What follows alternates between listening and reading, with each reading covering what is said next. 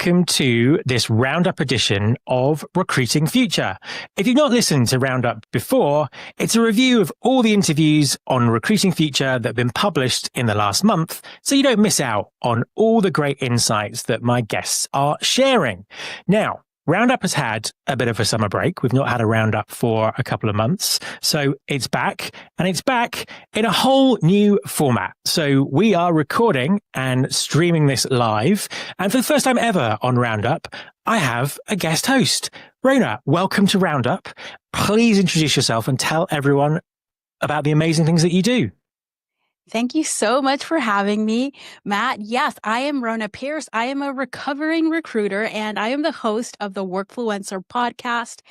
It's a podcast where we talk to people that are changing how we talk about work and influence and a lot of content creation and really just the new ways and the future ways that people are growing their careers and their influence at work. Thank you, Rhona, and brilliant to have you on Roundup. Also, we co-host the Alder Hour every Monday afternoon, so you should definitely check that out. So we're kind of used to discussing interviews and the news of the day, which is why it's so great to have you on this particular episode. We're back from the summer break, if you had a summer break, and it certainly wasn't a quiet summer. There was a heck of a lot going on in the industry. We've had acquisitions, we've had new AI models being launched, all kinds of stuff. And on Recruiting Future, there were 6 interviews, really running across a diverse set of topics, but all topics that are very, very relevant to everything that's going on now in talent acquisition. So let's review them, let's talk about them, and really, you know, if it sounds interesting, if you've not listened to them, please go and listen to them. So first up was episode 721. This was an interview with Brandon Smoot, who is the Chief People Officer at Zapier. Now, there's been lots of talk about Zapier for a long time because they've been sort of quite public about creating AI skill sets, capability frameworks for their business as they kind of move towards being an AI-first business from a people perspective, and lots of debate. So I was really keen to hear what was happening from the people who are actually managing that change. And it's a fascinating case study in how you transform a people operation and a business to kind of really embrace AI. I think there are lots of kind of CEO mandates out there about use automation, don't hire people, do all these kind of things, become an AI first business, but not much in terms of case studies or an instruction manual on how to do it. And that's really, what I got out of this episode. So it was a really great conversation. I know, Rhona, you've listened to this one. What were your thoughts on this particular episode? I really loved how honest he was and how early in they were on it. I mean, it makes sense, right? They are an automation company. Of course, they were going to jump in early to the AI. But what I love that how they did it, they took the approach that I think any company, even if that's not your main business, should take. They let their people experiment, and it's okay to make mistakes, to test out things. I love how the practical examples that he gave of how it was integrated, especially into their people function. It's not just using it to replace someone's role. That's really not the point of it. It's how can we use this to our advantage to make us as employees or as a company better. And I loved that. I loved how it didn't start, they didn't go like all into it, right? They started gradually, and how it's been able to evolve throughout. So I think it's a really great episode for anyone really thinking on how to integrate AI like in a practical way into your entire organization. Yeah, absolutely. And I think it's an interesting company because they are an automation business. That's what they do. So it's kind of very much in their DNA. But I think there are enough commonalities and clues and kind of shared learnings in there to be really useful to people. And a big emphasis on the role that humans play in this as well, which is sometimes gets missed in these sort of automation conversations. So it was a really strong start to the month, and definitely would recommend listening to this one, because I think it's something that every organization is going to have to go through. So something you kind of need to learn about sooner rather than later, really. So that was episode 721. Next up was 722. Again, another big topic, another case study of an organization doing something really, really interesting. So this was an interview with two people, Veronique Lacasse, who is a senior manager at Bell Canada. And she effectively looks after recruiting, onboarding, training. And in this interview, we're talking about their call center recruitment very, very specifically. She was joined by Stéphane Rivard from Hiring Branch. Hiring Branch is a platform that helps people scientifically assess soft skills. And it was just a really interesting conversation. What they're doing is they've made their assessment of soft skills scientific, because I think very often, Rhona, will be interested in your views on this in a second. In recruitment processes, these can be viewed very subjectively by recruiters.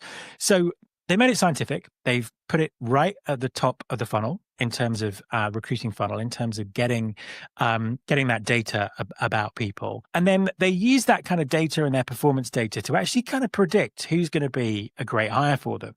And they kind of run that through onboarding, training, all of that kind of stuff. The really interesting thing is they're still very much driven by human recruiters. So it's human recruiters that are making the decisions despite all of this technology. So they're being really enhanced by the technology in terms of what's going on.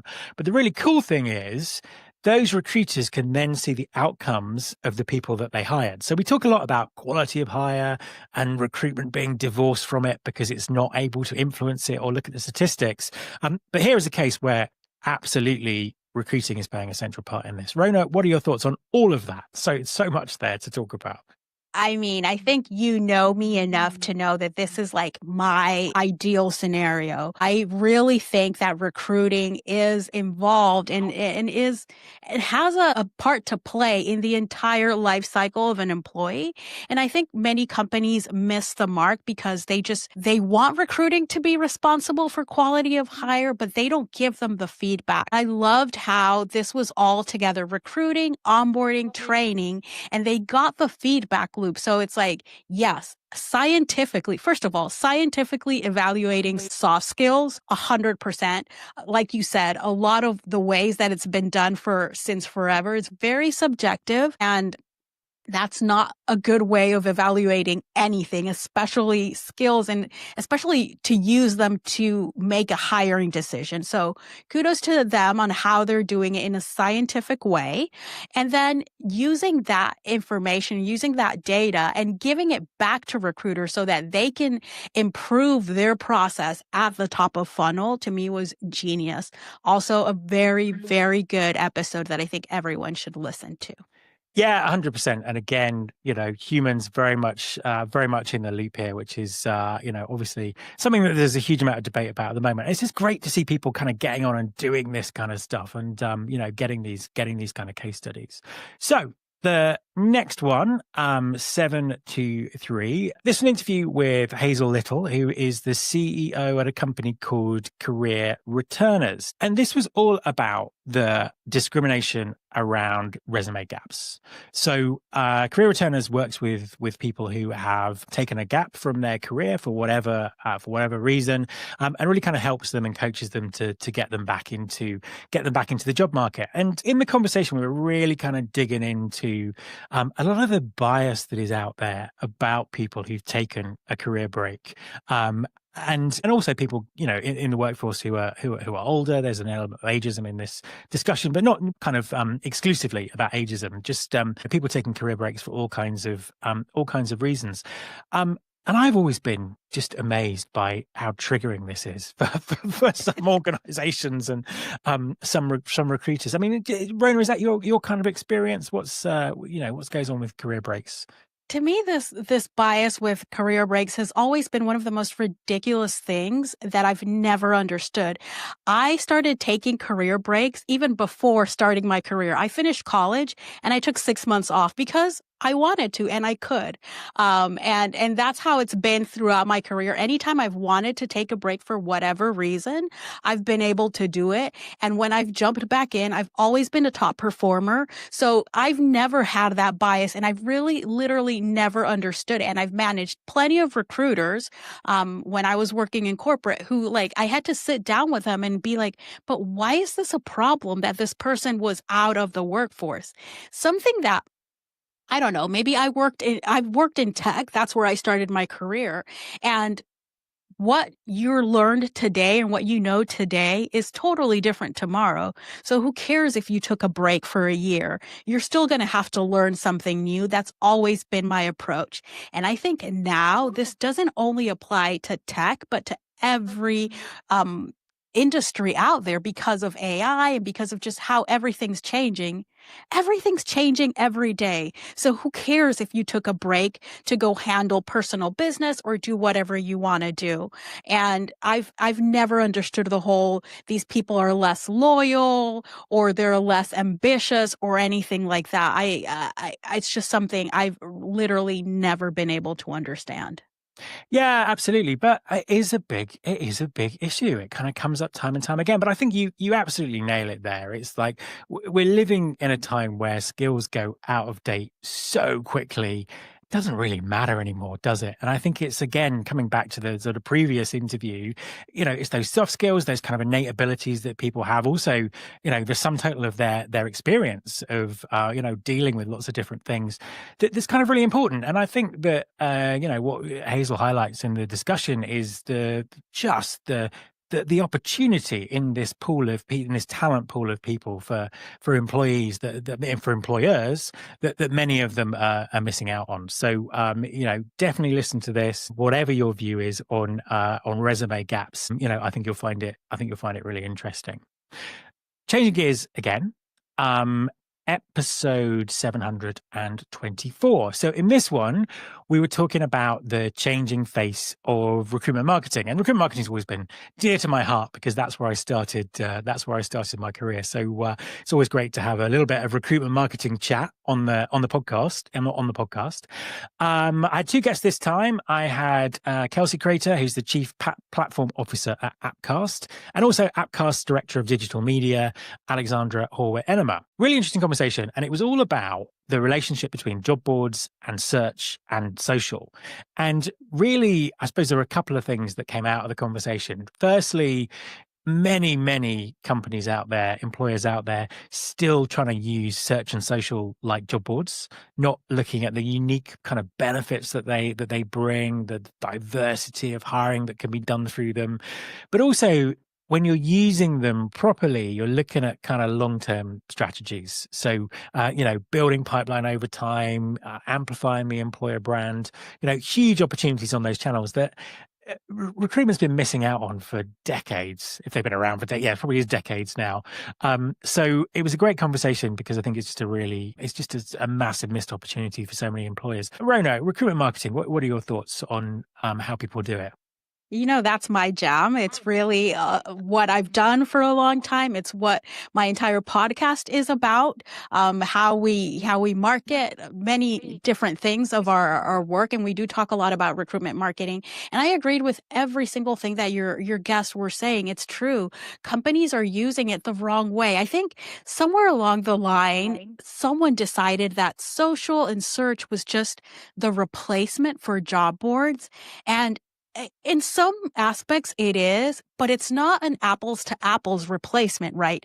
It's not just posting job opening. There's so much opportunity to actually build trust and build your brand. And that's where I think people are missing the mark and where they should really focus on.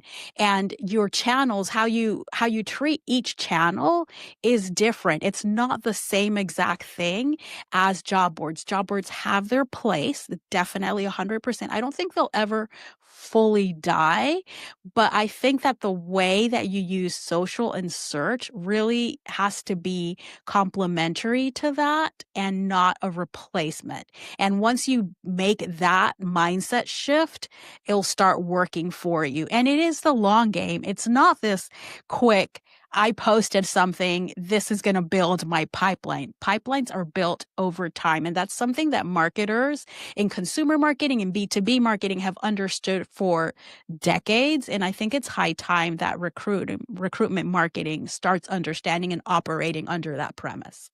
Yeah, 100%. I mean, yeah, marketing is changing so fast. Marketing communications is changing so fast.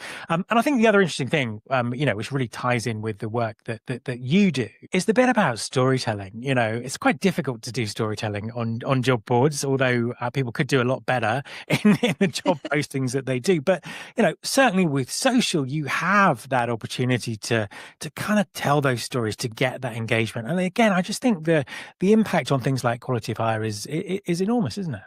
Yes, it absolutely is, because now you've been able to, in an organic way, have people self-select out and self-select in. And the people that you're attracting are truly aligned because they've come along the journey with you before they even applied to the job. 100%. So next episode, 725. Now, this was all about neurodiversity.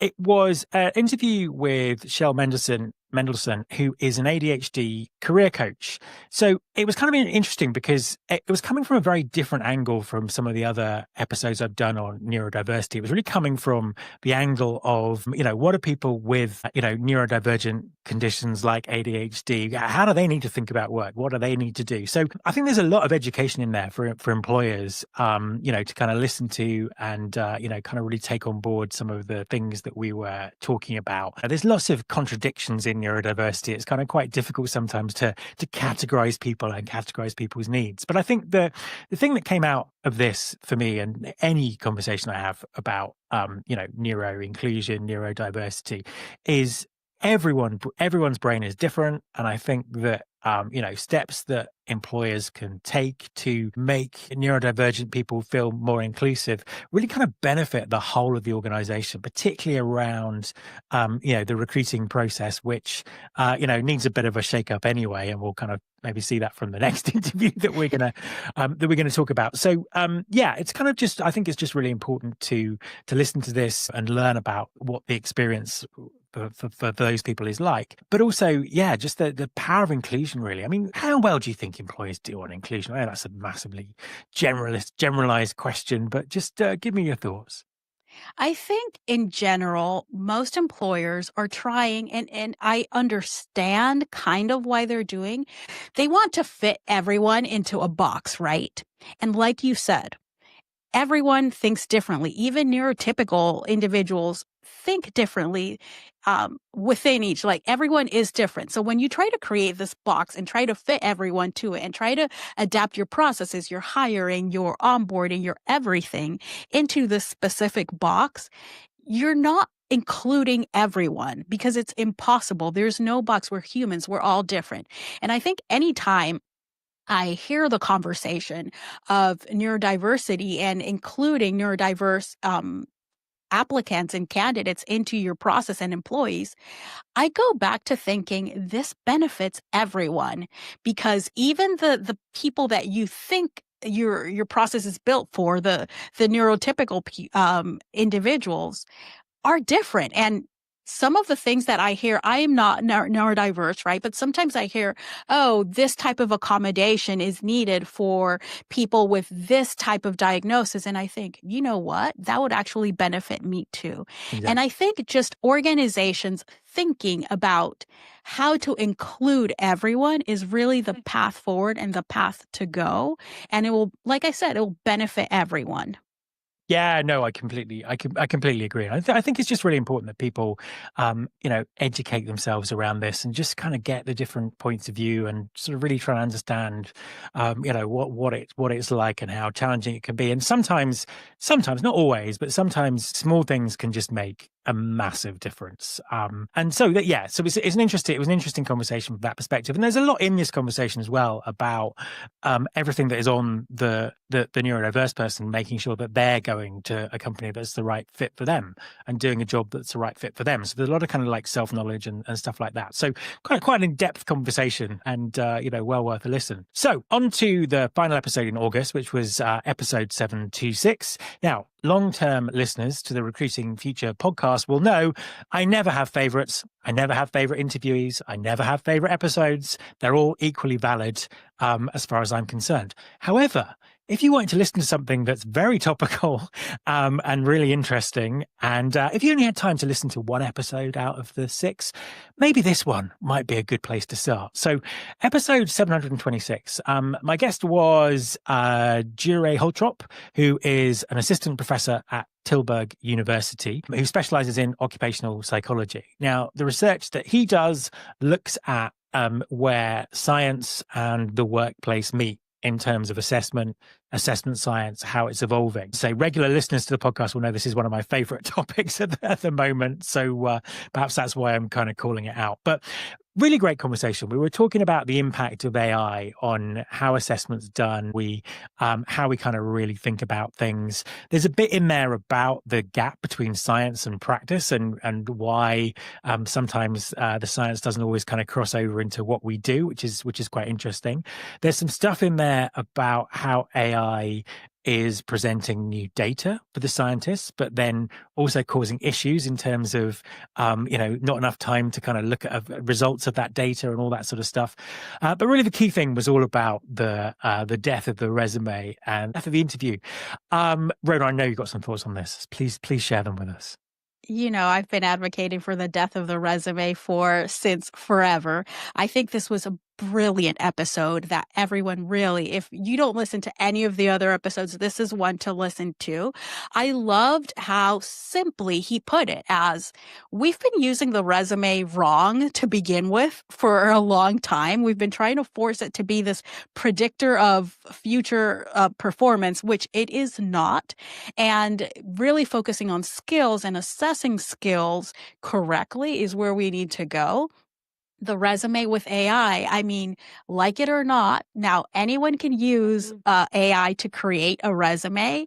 So resumes are going to start looking the same. Everyone's going to be qualified on paper. You need to go back to what really should have been recruiting since the beginning, which is assessing skill and assessing future performance, and not really focusing that much on the past. The resume should die.